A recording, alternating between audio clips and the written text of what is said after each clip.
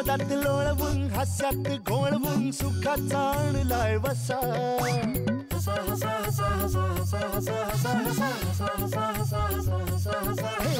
मजेच अस्वल करील गुदगुल्या पुढ्यात त्याच्या बसा गडबड लोळाल पाठवर पडाल खुर्ची पकडून बसा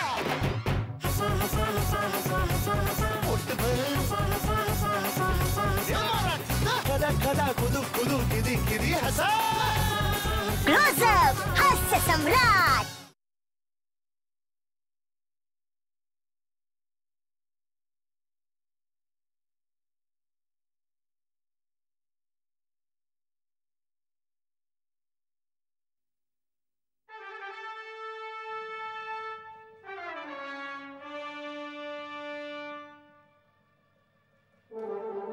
तुम्हाला असं वाटत असेल मी इतका गंभीर चेहरा करून आलेलो आहे. माझ्या आयुष्यात काहीतरी वाईट घडलं असेल, काहीतरी बरं वाईट घडलेलं असेल आणि तरी सुद्धा शो मस्ट गो ऑन म्हणून मी आलो असेल असं तुम्हाला वाटत असेल, परंतु तसं नाही. मी असा गंभीर होण्यामागे कारण असं आहे की मी एका मानसोपचार तज्ज्ञाकडे गेलो आणि त्याला विचारलं का हो हास्य म्हणजे काय.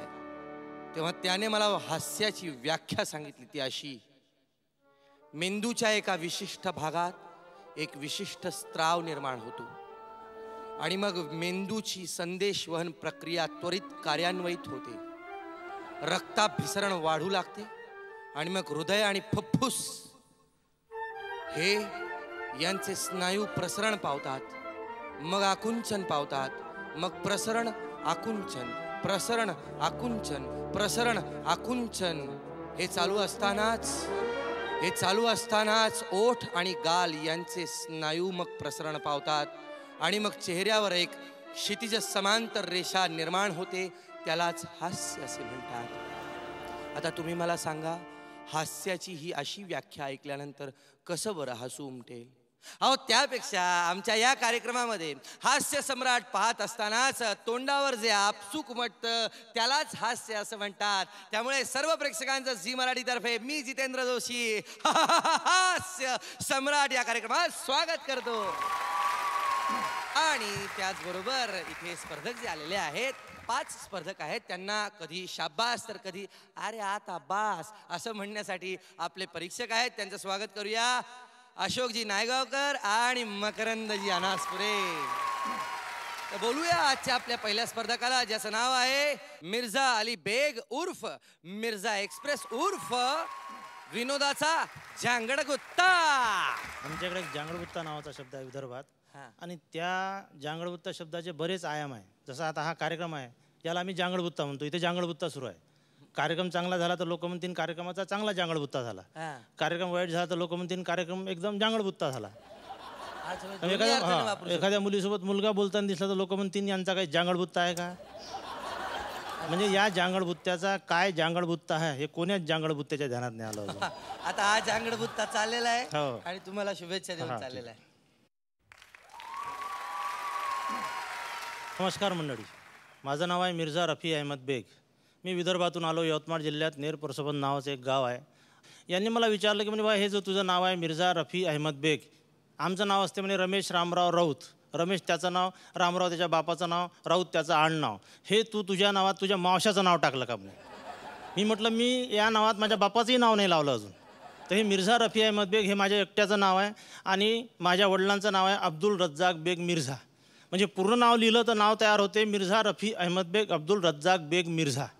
मी एकदा एका वृत्तपत्राकडे माझी कविता पाठवली, त्यानं कविता छापली आणि खाली नाव न लिहिता टीप लिहिली, कवीच्या नावाची पुरवणी मागे जोडली आहे.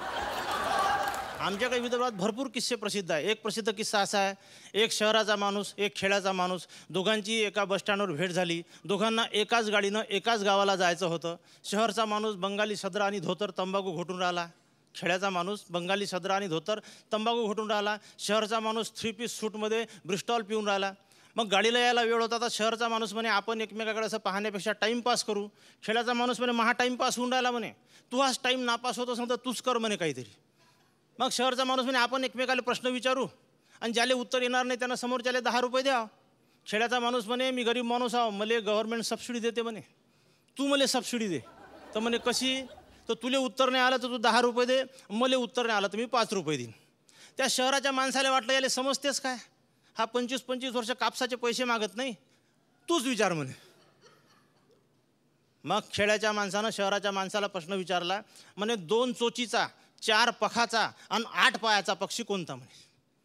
याच्या हातातली ब्रिस्टॉल एकदम खाली पडली. याच्या बापाने असा पक्षी पाहिला नव्हता या शहराच्या माणसाने. म्हणजे 2 चोचीचा, 4 पखाचा आणि 8 पायाचा पक्षी कोणता.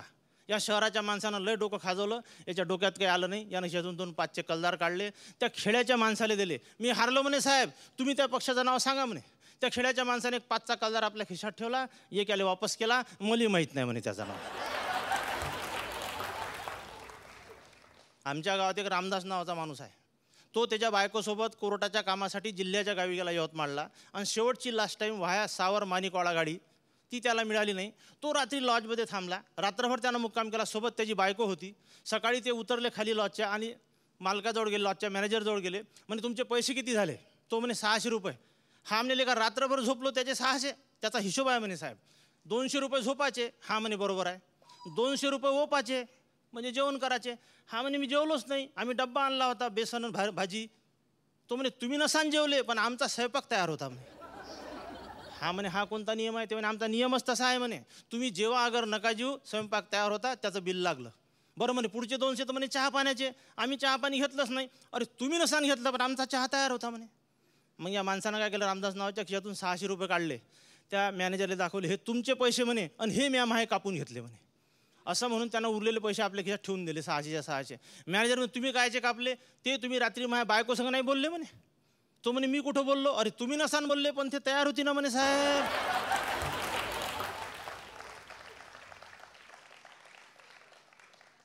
तर हा आमचा रामदास खूप विसरभोळा. एक डाव यानं काय केलं, छत्री घेतली, नेरमध्ये एका हॉटेलमध्ये गेला आणि एका कॅबिनमध्ये बसला चहा पेत, आणि सवयीप्रमाणे छत्री विसरला. मग आला बाहेर. मग याला आठवण आहे का छत्री कुठं विसरलो. मग हा फिरत फिरत नगरपालिकेच्या एका बगीचात गेला. तिथं एका सिमेंटच्या बेंचवर एक जोडपं बसून होतं आणि त्याचा मामला जरासा रंगात आला होता.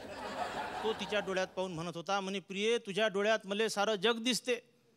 याले वाटलं याले सायाच्याले सारं जग दिसून राहिलं, आपली छत्री दिसतच नाही याले. तर हा त्या माणसापाशी गेला, त्याच्या पाठीवर ठोकलं, म्हणे साहेब तुम्हाला सारं जगत दिसते म्हणे, तर माझी छत्री कुठं दिसते का, तर पहा बरं म्हणे. पांढऱ्या रंगाची मूठ आहे म्हणे त्याले आणि काळ्या रंगाचा कपडा आहे म्हणे. मग त्या माणसाच्या म्हणजे ध्यानात आलं का नको त्या ठिकाणी लोक टेम्प घालते. म्हणून त्यानं आपल्या बायकोले म्हटलं का म्हणे मी तुला पहिलेच सांगितलं का हा सीन आउटडोर शूटिंगचा नाही, हा इनडोर शूटिंगचा सीन आहे, आपण एखाद्या हॉटेलात जाऊ. त्यानं जसंच हॉटेलचं नाव घेतलं, याला आठवलं का आपली छत्री हॉटेलमध्ये विसरलो. मग हा धावत धावत हॉटेलात त्या कॅबिनजवळ गेला, पडदा बाजूला केला, तर हे जोडपं जास्त आकातलेलं. हे टॅक्सीनं गेलं, तिथंच बसलं आणि त्याचा तो उरलेला सीन सुरू होता. आणि तो तिला विचारत होता, म्हणे तुझे डोळे कुणाचे, तर म्हणे तुमचे. तुझं नाक कुणाचं, तर म्हणे तुमचं. हा म्हणे सगळं एकमेकाले द्या पण ते कोपऱ्यातली छत्री माई हो रे बाबा म्हणे. आमच्या इकडं असे एकाहून एक इरसाल नमुने आहे पहा. एक माणूस हॉटेलमध्ये गेला, एक कट लाव म्हणे. कट म्हणजे अर्धाच्या, आणि फुल म्हणजे काय असते हे तुम्हाला समजते कारण तुम्ही सारे फुल माणसा. एक कट लाव म्हणे. त्यानं कट आणला, यानं त्या कपाचा कान धरला, तोंडाजवळ नेला. अरे माशी आहे ना म्हणे याच्यात. त्या वेटरनं उचलला, दुसरा आणला, यानं पुन्हा तोंडाजवळ नेला. अरे म्हणे माशी आहे ना याच्यात. त्यानं दुसरा उचलला, तिसरा आणला, यानं पुन्हा तोंडाजवळ नेला. अरे माशी आहे रे म्हणे याच्यात. तो म्हणे साहेब माशी त्या कपात नाही, तुमच्या चष्म्याच्या काचावर बसून आहे म्हणे.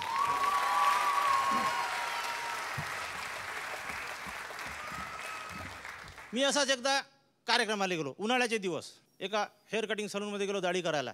हेअर कटिंगवाल्यासोबत मी बोलायला लागलो. मला बा पाण्याची आमच्या यवतमाळ जिल्ह्यात फार टंचाई आहे.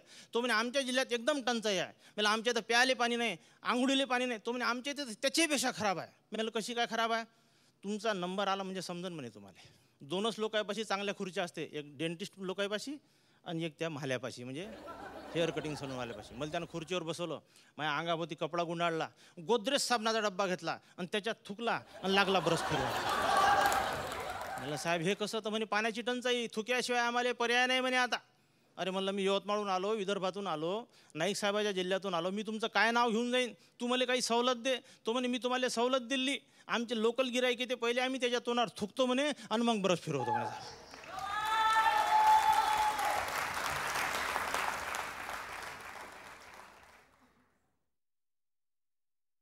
मिर्झा साहेबांकडे एक विलक्षण हातोटी आहे. विनोद, तुम्हाला विनोद म्हणजे नेमकं काय हे नेमकं कळलेलं आहे, त्यामुळे अभिनंदन. वा वा, छान, मजा आणला. मकरंद मार्क देतो आहे. खो खो पर्यंत मार्क दिलाय. माझंही तेच मिळालं. तुमचंही तेच आहे. खो खो पर्यंत तुम्ही सुद्धा मार्क दिलेत. अशा प्रचंड परफॉर्मन्स नंतर तुम्ही कुठेही जाऊ शकत नाही, मला माहिती आहे, खात्री आहे. कुठेही जाऊ नका. भेटूया छोट्याशा हास्य विरामानंतर.